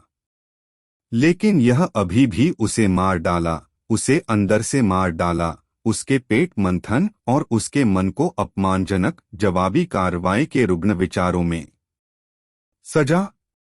मैं उसे देखने के लिए है, बाहर से चिल्ला रहे थे। वह विरोध प्रदर्शन सुन सकते थे, और जिस तरह से कोको और विकासो ने इन विरोध प्रदर्शनों को रोकने की कोशिश की। वह आराम कर रहा है। आराम? उसे कुछ भी करना चाहिए, लेकिन आराम करना चाहिए। मेरे साथ विश्वासघात किया गया है और उसे छोड़ दिया गया है। काली ने दुरुक्ति को एक स्वीकारोक्ति दी, जिसने दरवाजे पर जाकर उसे खोला। उसे अंदर आने दो। कोको और विकासो ने रोका और वासुकी ने चैम्बरों में प्रवेश किया, स्पष्ट रूप से टिक गया और उत्तेजित हो गया। आपका स्वास्थ्य, आपकी उच्चता कैसी है? आपको कैसा लगता है? जब मैं अपने आदमियों के शरीर को ढेर करना जारी रखूं तो क्या मुझे कुछ और लाना चाहिए? वासुकी ने मजाक में शिकायत की। क्या आपको बोलने की हिम्मत नहीं है? काली ने अपनी हथेली कसकर पकड़ रखी थी और दुरुक्ति चुप हो गई थी। वह जानता था कि यह उसकी गलती है, बिस्तर में होना, लेकिन उसे कोई अंदाजा नहीं था कि इसके क्या कारण हैं। क्या हुआ भगवान वासुकी? वासुकी ने कहा। तक्षक को स्पष्ट रूप से 3 मंजिला सराय से छुरा घोंपा गया और फेंक दिया गया। कल्पना कीजिए कि ऐसा करने के लिए कौन दुस्साहस करेगा। काली को मालूम था कि वासुकी का क्या मतलब था। क्या आपके पास कोई सबूत है? मैं इसे खोज रहा हूँ, लेकिन अभी तो आप जानते हैं, थोड़ी सी सुई और इसका मतलब युद्ध होगा। मैं नरसंहार करने के लिए एक सेना भेजूंगा कि एक प्राणी का मोटा कीड़ा उस खूनी धन पर बैठे। मुझे पता है कि कुबेरा और वह उसके शब्दों का एक आदमी है। उन्होंने वादा किया कि वह किसी को भी युद्ध के लिए नहीं मारेंगे। ठीक है, वह अपने शब्द से पीछे हट रहा है, क्योंकि अब कोई बात नहीं है। वासुकी ने कमरे में पेश करना बंद कर दिया। बस इतना पता है, काली, हमारे पास एक समझौता था और मैंने इसके बारे में अपनी बात सुनिश्चित की। हमने आपको हमारे बीच शांति बनाए रखने की जिम्मेदारी दी। लेकिन अगर आप ऐसा करने के लिए फिट नहीं हैं, तो मुझे विकल्प तलाशने होंगे और आप ऐसा बिल्कुल नहीं चाहेंगे। क्या यह खतरा है? भगवान वासुकी, यहाँ तक कि गंभीर स्वास्थ्य में? काली की आवाज ने वासुकी की रीढ़ को कंपी दे दी। वासुकी ने उसे देखा, थोड़ी देर के लिए स्तब्ध रह गया। मैं खुद इसकी जांच कर रहा हूँ। अगर मुझे समय मिलता है तो मैं आपको बताता हूँ कि मुझे क्या मिलेगा। तब तक विदाई, जब मेरी बहन राजकुमारी मानसा घूमने आ रही है और अपने सबसे अच्छे दोस्त जनरल तक्षक को विदाई दे रही है। मुझे उम्मीद है कि आप उनके अंतिम संस्कार में भी वहां पहुंचेंगे। और इसके साथ ही वह चला गया, अपनी हथेलियों को समेटते हुए और उन्हें अपने सिर के ऊपर रखकर। काली फफकने लगी और कठिन सोचने की कोशिश करने लगी। उसे क्या करना चाहिए? क्या हुआ? दुरुक्ति ने पूछा। आप जानते हैं कि क्या हुआ था? काली ने अपना सिर हिला दिया। उन्होंने अपने जनरलों को बुलाया, जो खड़े होकर अपने कमरे की रखवाली कर रहे थे। उन्होंने प्रवेश किया। मुझे यकीन है कि आपने सुना है कि सांप ने क्या कहा, काली ने शुरू किया। मैं चाहता हूं कि आप यह पता लगाने के लिए कि यह किसने किया है, और सांप की तुलना में तेजी से जांच करें। मैं नहीं चाहता कि मैं उस शांति में कोई विघ्न पैदा करूं, जिस पर मैंने अभी बातचीत की है। किले से बाहर निकलने के लिए इस बार जुड़वा बच्चों ने सिर हिलाया और चले गए। यह बहुत दुख की बात है जब आप अपनी पकड़ से कुछ खो देते हैं, कुछ ऐसा जो आपने बहुत प्रयास के बाद हासिल किया है। मैं समझता हूँ, भाई। उसने सोने से पहले अपने गाल पर एक गर्म थपकी दी, बुखार और शरीर में दर्द से उबरने की उम्मीद में। लेकिन उसका मन उस गांव में वापस भटक गया जो जल गया था। एक कारण था कि वह तथाकथित आदिवासी और मानव शांति चाहता था। इसके लिए उनकी कटु प्रतिद्वंद्विता थी, जिसके कारण उनके परिवार की मृत्यु हो गई थी और उनके गांव को जला दिया गया था। जख्मी आदमी कौन था? इसके लिए सब कुछ बदल दिया। लड़ाई शांति के बारे में नहीं थी, लेकिन रहस्यों के बारे में थी। और उन रहस्यों ने उसके मन के सिरों में आराम किया। कहीं वह बहुत डर गया था कि उन्हें अनलॉक करें और उन्हें देखें। Part 1 episode 29। कल्कि के लिए नहीं छोड़ा अंत्येशी अपने पिता के। वह इसके लिए बहुत कमजोर था, अर्जुन के विपरीत, जिसने अंत्येष्टि कर्तव्यों को पूरा किया। वह बदल गया था। उनके चेहरे पर चोट के निशान थे जो सहज ही लोगों को मंत्रमुग्ध कर देते थे। निशान इस बात की याद दिलाता था कि अर्जुन अपने जीवन के हर दिन विलाप करेगा। वह मौत से भी बदतर था। उसने देखा, दूर से आरती अपनी निराश और दुखी मां से दूर थी, जो कोई सांत्वना नहीं जानता था। वह म्लेच्छों के झुंड से बेहतर अपने पति को छीन ले जाने के लायक थी। वह हमेशा से ही एक नेक महिला रही है, इसलिए वह बहुत ज्यादा हकदार थी। उन्होंने उस स्थान की यात्रा की जहां रक्तपात हुआ था। कल्कि यहां आई, त्रासदी को याद करने के लिए नहीं। बल्कि यह देखने के लिए कि क्या उसके पिता कुछ पीछे छोड़ गए थे। म्लेच्छों के तंबू उखड़ गए थे और अग्निकुंडों का आतंक म्लेच्छ निकायों से भर गया था। एक लड़ाई की विजय अक्सर निर्दोष हताहतों के साथ समाप्त होती है, और वह तब था जब उसने इसे सुना। यह एक कुरकुरे की तरह था, एक कठोर शोर जो उसके कानों को चुभता था, जैसे शब्द स्पष्ट रूप से स्पष्ट होते थे, विष्णु विष्णु। कल्कि ने घुटने टेक दिए। टूटे हुए तंबू के बीच में एक पिंजरा था और उसमें एक जर्जर लेकिन शानदार तोता था जो सिर्फ कल्कि को देख रहा था। हेलो विष्णु, आप मेरे पिता का नाम कैसे जानते हैं? शुको। शुको। कल्कि को समझ नहीं आया। उसने पिंजरे का दरवाजा खोला और तोते को उड़ने दिया। विष्णु नाम लगभग उसे आहत कर रहा था।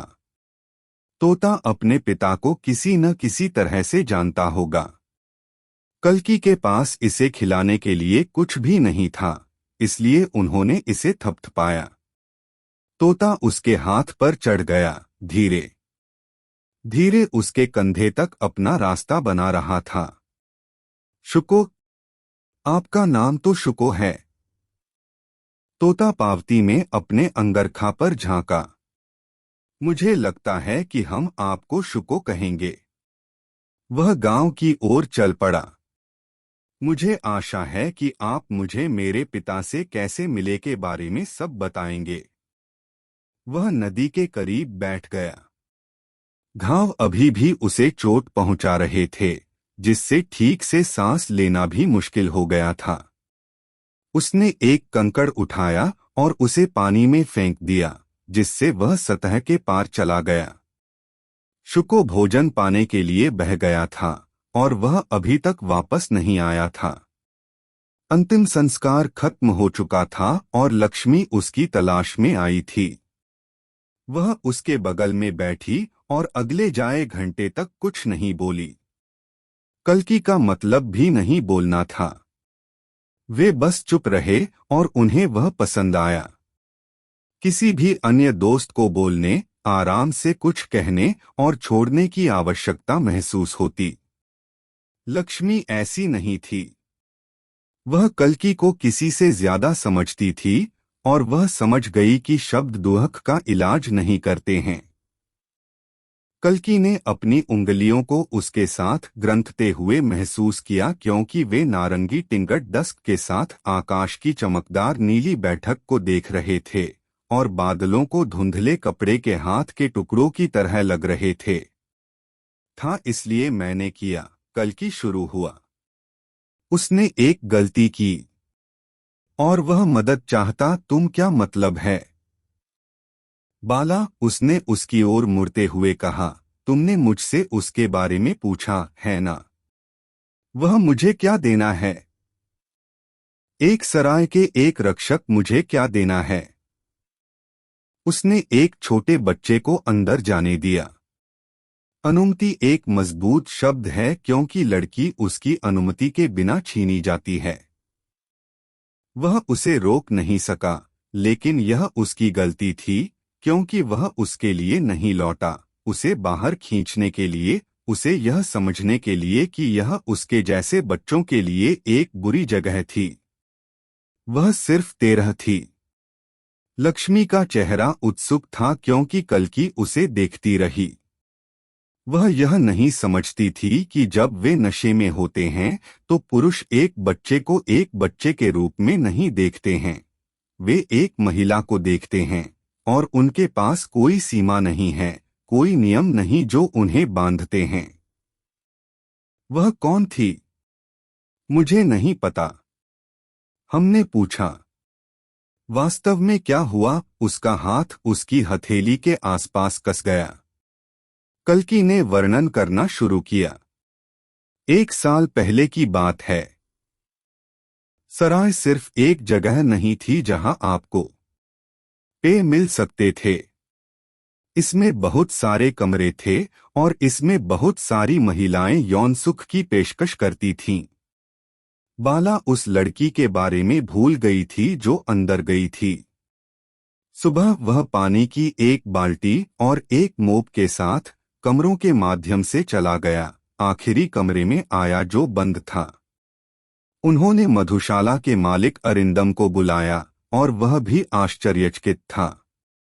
किसी ने वहां कमरे बंद करने की हिम्मत नहीं की। बाला ने दरवाजा खोलकर तोड़फोड़ की, कमरे को खोजने के लिए छींटे शराब और सहवास से बदबू आ रही थी और कोने में एक लड़की थी। वह छिप गई थी, उसके कपड़े फट गए जैसे उसके चारों ओर कंबल हो। कल्कि ने कहा, कभी कभी किसी भी तरह के मतभेद नहीं होते हैं, हमें कभी नहीं पता चला कि वह व्यक्ति कौन था। बाला ने मुझे देखा और उसके लिए एक घर बनाने में मदद करने के लिए मेरे लिए एक एहसान मांगा। क्या तुमने किया? हाँ, दूसरे गांव में, उसने रोका। वह मेरे कंधे पर रोया और यह अजीब था।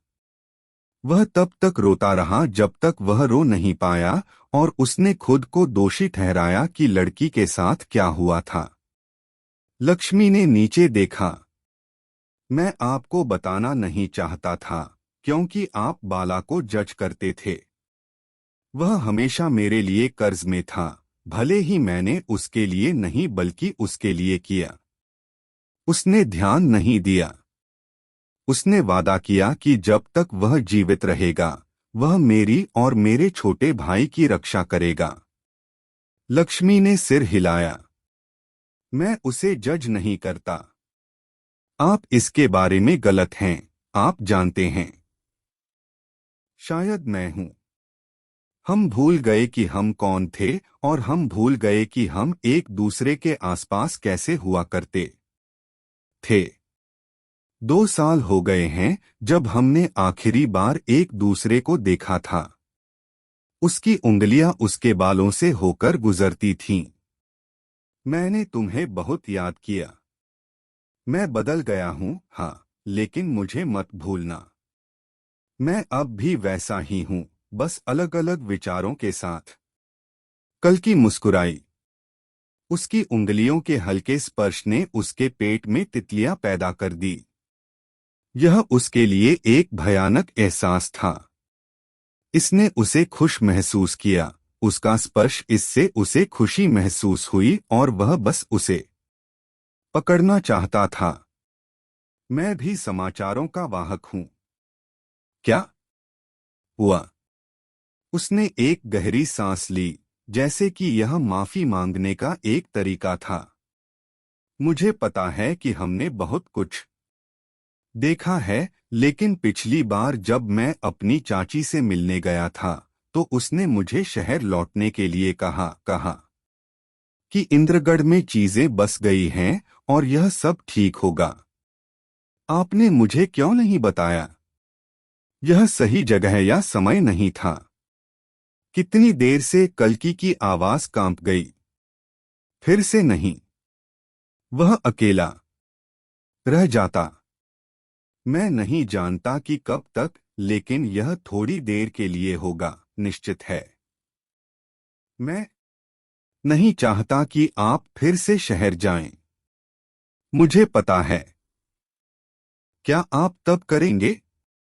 वह पलक झपकते शायद चिंतन कर रही थी। तुम्हें पता है कि मैं करूंगा, अब भी करूंगा। मैं अपनी चाची आधिकारिक और मजबूत और शिक्षित बनना चाहता हूं।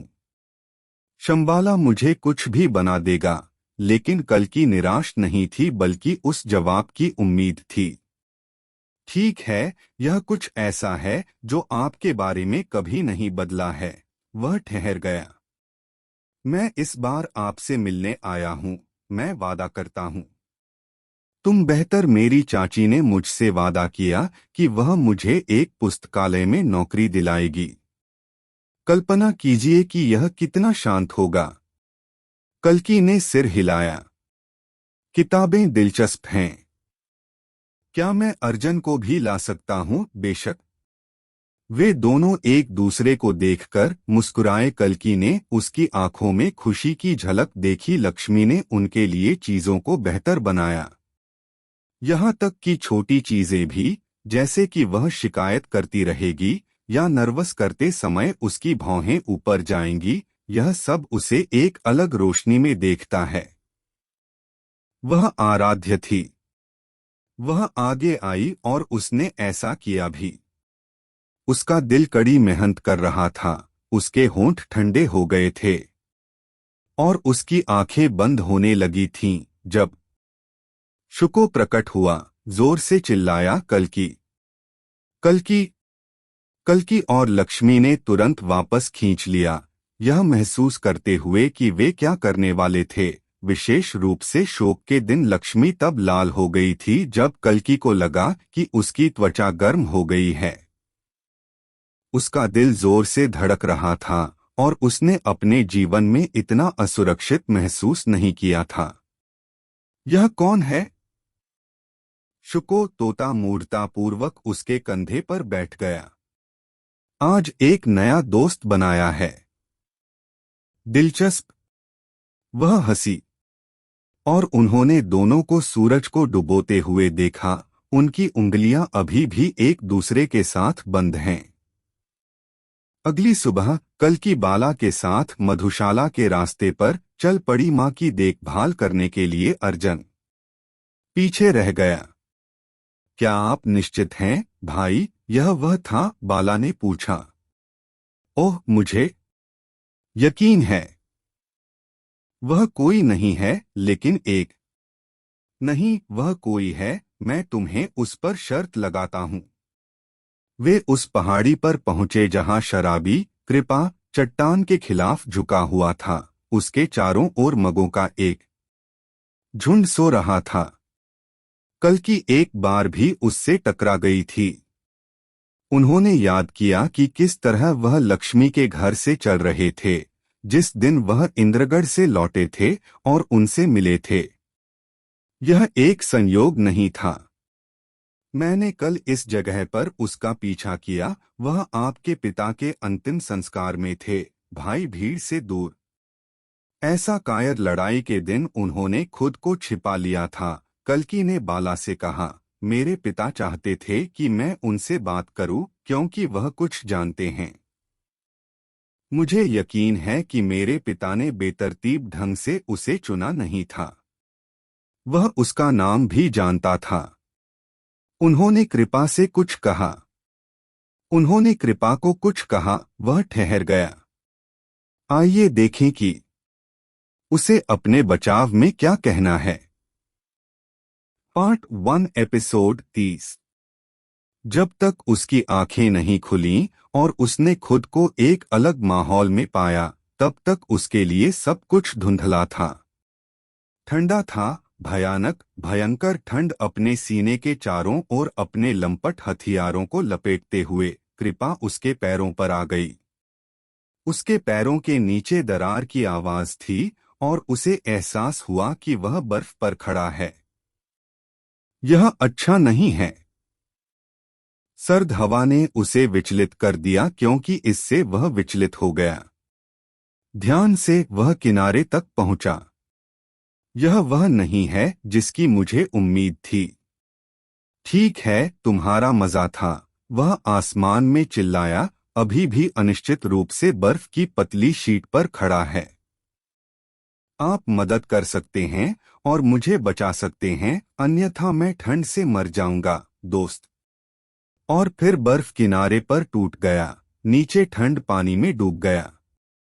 कृपा ने खींच लिया और धीरे धीरे बर्फ की ठोस परत की ओर अपना रास्ता बना लिया, जहां उन्होंने एक आकृति खड़ी देखी। टावरिंग और भारी आकृति में एक बाघ की खाल उसके चारों ओर लिपटी हुई थी, जिसमें उसकी पीठ से कुल्हाड़ी लटकी हुई थी। उसके लंबे बाल मटमैले थे। आप हमेशा अपनी मस्ती, दोस्त, कृपा टिप्पणी करते हैं, लेकिन इन सपनों में मुझे फोन करना बंद करो, सब ठीक है। यह सब भारी हो जाता है और दर्द होता है। आकृति वहीं ठहर गई, चुप, नासापुट भड़की। तुम क्या चाहते हो भार्गव? मैंने तुम्हें युद्ध दिखाया है ना? हमने देखा कि उसने क्या किया। वह एक है। कृपा की आवाज बदल गई थी। यह कठोर और गहरा हो गया था। आप सामान्य रूप से बोल सकते है। कृपा ने आहें भरी। आपको पता नहीं है कि आपके सिर में कितनी ऊर्जा है और इसे शुरू करने के लिए सबसे सुखद जगह नहीं है। भार्गव राम चले, जबकि कृपा ने पीछा करने के लिए संघर्ष किया। उसके सामने कृपा बड़ी और गंदी लग रही थी। भार्गव के बारे में कुछ था, भव्यता और महिमा की भावना। मैंने कभी इसकी अनुमति नहीं दी। क्या आपको लगता है कि मेरे पास कोई विकल्प है? चूंकि आपका भतीजा भटक गया है अपने भाग्य से दूर, आप केवल एक ही हैं जिस पर मैं भरोसा कर सकता हूं। भार्गव बर्फ के मंच पर बैठ गया, जिसे उसने सोमा की ऊर्जा का दोहन करते हुए मिलाया था। अपने बचाव में वह एक भाग्य का पालन करने वाला नहीं था, उस अभिशाप और सभी के बाद गरीब बच्चा। भार्गव ने अपनी हथेलियों को सपाट रखा। नहीं, वह था। उसे स्वर्ग का वादा किया गया था यदि वह इसके लिए सहमत होगा और इसका पालन करेगा।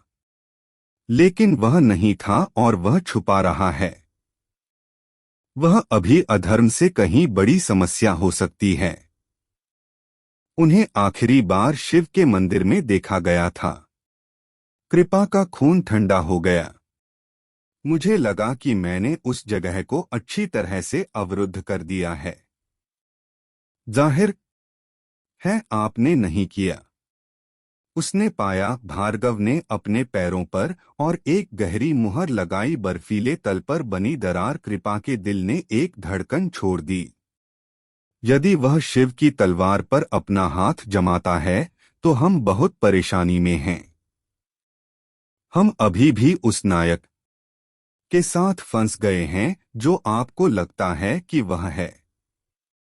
कृपा ने अपना सिर हिला दिया। वह है, और मैं इसे महसूस कर सकता हूं। आपने इसे अपने लिए देखा। मैं वही था जो आपको सब कुछ दिखा रहा है। मैंने देखा कि उसने क्या किया, लेकिन वह कमजोर है। भार्गव ने बेबाक टिप्पणी की। वह भविष्यवाणियों की बुराई को कैसे हराएगा?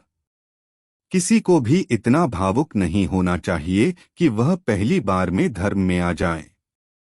मुझे नहीं पता कि देवताओं ने उसके लिए क्या करने की योजना बनाई थी।